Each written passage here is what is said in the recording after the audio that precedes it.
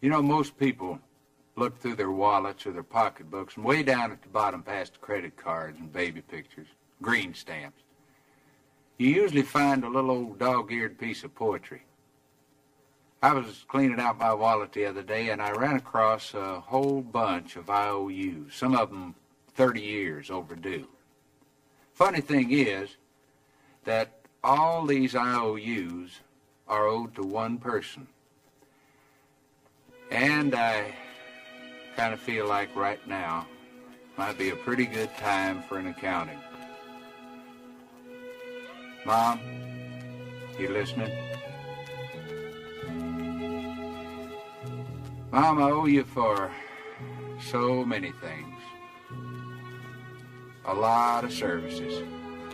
Like night watchman, for instance. For lying awake nights, listening for coughs, cries, creaking floorboards, and me coming in too late. You had the eye of an eagle, the roar of a lion, but you always had a heart as big as a house. I owe you for services as a short-order cook, chef, baker, for making sirloin out of hamburger, turkey out of tuna fish, and two big old strapping boys out of leftovers. I owe you for cleaning services, for the daily scrubbing of face and ears, all work done by hand, and for the frequent dusting of a small boy's pants to try to make sure that he led a spotless life, and for washing and ironing no laundry could ever do,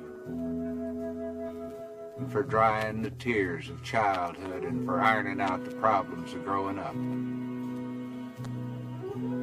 I owe you for service as a bodyguard, for protecting me from the terrors of thunderstorms and nightmares and too many green apples. And Lord knows I owe you for medical attention, for nursing me through measles, mumps, bruises, bumps, splinters, and spring fever. And let's not forget medical advice either.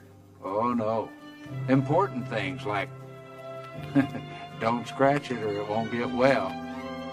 If you cross your eyes, they're going to stick like that. And probably most important of all was be sure you got on clean underwear, boy, in case you're in an accident. And I owe you for veterinarian services, for feeding every lost dog that I dragged home at the end of a rope, and for healing the pains of puppy love. And I owe you for entertainment. Entertainment that kept the household going during some pretty tough times. For wonderful productions at Christmas, 4th of July, and birthdays. And for making make-believe come true on a very limited budget. I owe you for construction work, for building kites, confidence, hopes and dreams, and somehow you made them all touch the sky. And for cementing a family together so it'd stand the worst kinds of shocks and blows, and for laying down a good, strong foundation to build a life on. I owe you for carrying charges, for carrying me on your books for the necessities of life that a growing boy's just got to have.